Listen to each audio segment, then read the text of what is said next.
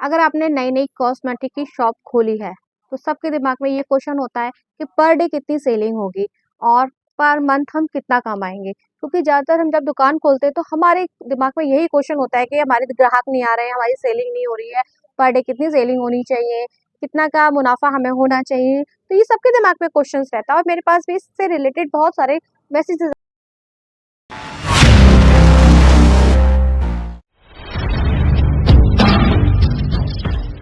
आते हैं। तो राधे राधे दोस्तों, स्वागत है आपका एक बार फिर से मेरे चैनल दुर्गेश मधु ब्लॉग में।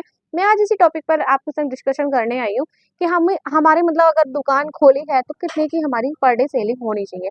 तो डिपेंड करता है हमारा हमने जो माल लगाया है उस पर डिपेंड करता है हमारी पर डे की सेलिंग और पर मंथ की सेलिंग।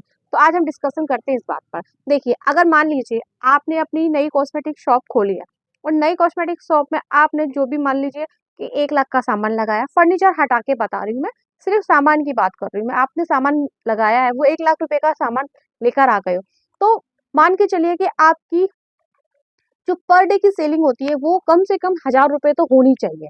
क्योंकि जो भी आप जितने मान लो 2 लाख का निकाल रहे हो तो 2000 का मतलब 10% आपका आना चाहिए। क्योंकि इतना तो होता है कि हम 10% का हक रखते हैं कि अगर हम 5 लाख का लगाते हैं तो हमारी 5000 की सेलिंग हो जानी चाहिए पर डे की, और अगर हम 2 लाख का लगाते हैं तो 2000, और 1 लाख का सामान भरा है तो 1000 की हमारी पर डे की सेलिंग होनी चाहिए। बट कहना आसान है तो लेकिन इसको करना बहुत मुश्किल है। आप कहोगे कि मेरे में तो 2 लाख का सामान है फिर भी मेरे पर डे 100 150 रुपये आ रहे हैं। मैं आपकी बात से सहमत हूँ, क्योंकि दुकान खोलना आसान होता है, चलाना उतना ही मुश्किल होता है।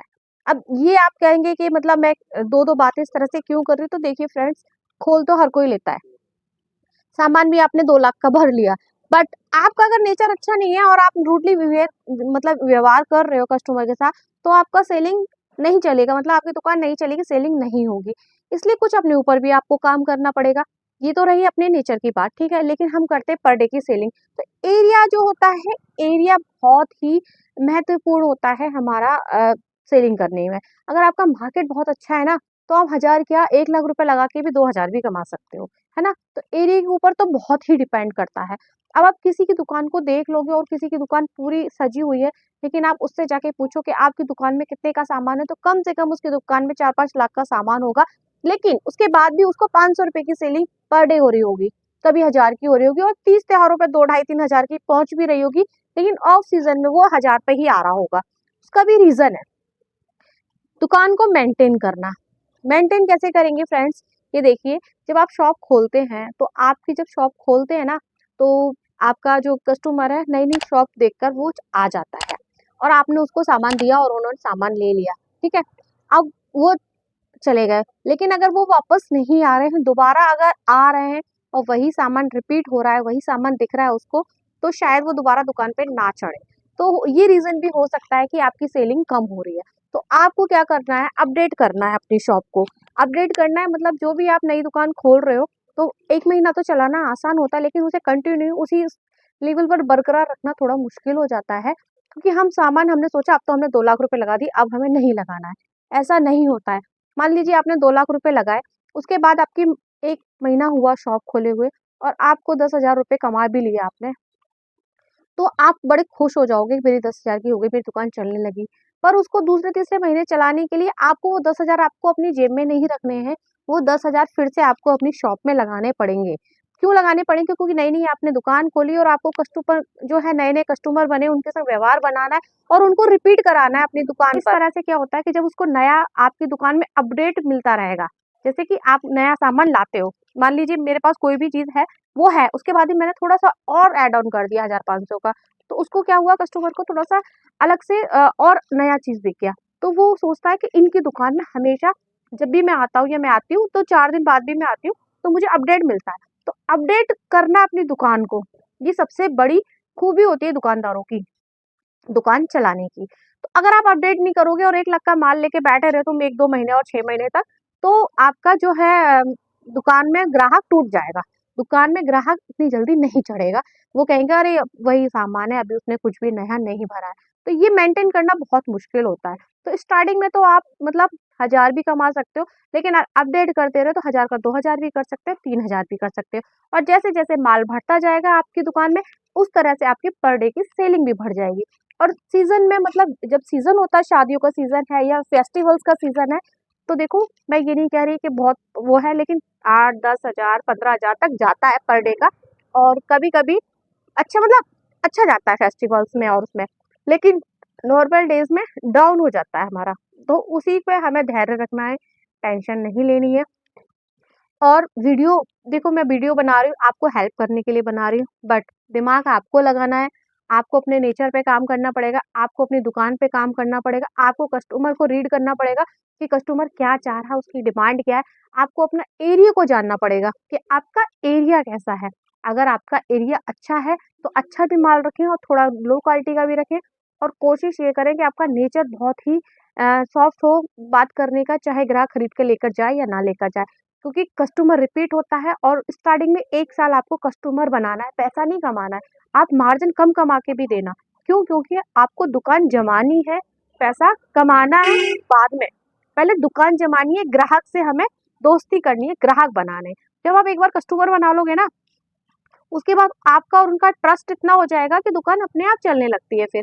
और 1 साल तक तो ये होता है कि आप भूल ही जाना बिल्कुल ही, जो आ रहा है माल बस दुकान में लगाते जाना।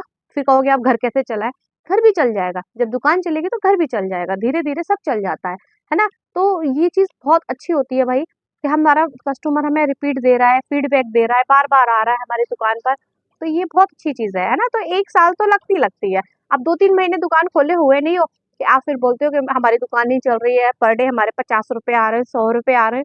तो मैं यही कहूँगी कि उसका रीज़न जानने की ज़रूर कोशिश किया करो। कोई भी दुकानदार के पास अगर आप जाके ये बोलोगे ना कि भाई मैंने नई कॉस्मेटिक की दुकान खोली है, आप हमें टिप्स दे दो कुछ, दुकान कैसे मेंटेन करनी है, कैसे चलानी है, तो कोई भी बड़ा दुकानदार आपको ये नहीं बताएगा। क्यों? क्योंकि अगर वो आपको बता देगा, तो आपकी दुकान चल जाएगी और उसके ग्राहक टूट जाएँगे, वो आपके पास आ जाएँगे, है ना? तो वो अपने पैरों पे कुल्हाड़ी क्यों मारेगा? तो वो नहीं बताएगा। और हम इसलिए बता रहे हैं क्योंकि हम ब्लॉग बनाते हैं, वीडियो बनाते हैं, आपकी हेल्प करना चाहते हैं। तो जहाँ-जहाँ से भी आप मुझे देख रहे हो कमेंट करके ज़रूर बताना, और मेरी वीडियो से थोड़ी भी हेल्प मिलती हो तो वो भी ज़रूर बताना। मेरा मकसद ही ये है कि आप अगर खोलना चाहते हो दुकान तो कुछ सीखने को मिले। क्योंकि मैंने भी इतनी बड़ी दुकान से स्टार्ट नहीं किया था, बहुत छोटे से स्टार्ट किया था और बहुत बड़ा हो चुका है मेरा भी काम। पर हम लोगों ने क्या किया था, हमने ये सोच के कभी काम नहीं किया कि खोल लेते हैं, चलेगी तो चल जाएगी, नहीं बंद कर देंगे। हमने ये सोच के नहीं किया था। हमारी ऐसे ही तो खुल गई थी, कोई प्लान नहीं था, लेकिन उसके बाद हमने उसको कंटिन्यू बनाए रखा। और हमने कभी भी कस्टमर की डिमांड को इग्नोर नहीं किया। अगर उसने कस्टमर ने कोई सी किसी भी चीज़ की डिमांड करी है, तो हम कोशिश करते थे उस डिमांड को पूरा करने की। अगर कई बार हम मतलब हम पे नहीं होता था, तब भी हम कह देते थे कि कल ले जाना या शाम को ले जाना, और हम उस वादे को निभाते थे। तो ये होता है एक व्यवहार से हम कस्टमर को अपने से अट्रैक्ट कर लेते हैं, उनसे ट्रस्ट बना लेते हैं। फिर हमारी दुकान धीरे-धीरे, धीरे-धीरे चलने लगती है, क्योंकि स्टार्टिंग में तो चल जाती है, बाद में नीचे डाउन हो जाती है, फिर अप होती है। तो 1 साल अप डाउन होता रहता है। 1 साल के बाद आपको पता लगेगा कि आपकी दुकान चल रही है, क्योंकि स्टार्टिंग में कभी-कभी किसी-किसी दिन बॉन्ड भी नहीं होती है ना? तो निराश होने की बिल्कुल ज़रूरत नहीं है। धैर्य बनाएँ, माइंड लगाएँ, दिमाग लगाएँ, और कैसे हमें अपनी दुकान को बढ़ाना है आगे, ये लगाएँ। किसी के बहकावे में आने की ज़रूरत नहीं है। मेरी पर डे 4,000 की सेलिंग है, 5,000 की सेलिंग है। हाँ भाई, होगी उनकी, उनके एरिया के अकॉर्डिंग, उनके माल के अकॉर्डिंग, बट आपको सिर्फ़ अपनी दुकान पे, अपने काम पर फ़ोकस करना है और अपने माल पर फ़ोकस करना है, और ग्राहक का माइंड पढ़कर उनको उनकी डिमांड क्या है उस पर फ़ोकस करना है।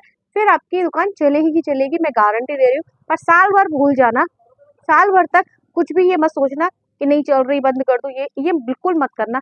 बस सामान बढ़ाते जाना, डिमांड बढ़ाते जाना, उनकी डिमांड है उसको पूरी करते रहना, फिर चल जाएगी। आई होप कि आज का जो वीडियो है आपको हेल्पफुल रहेगा, और पसंद आए तो हाइप ज़रूर करना। Radhe Radhe, bye bye.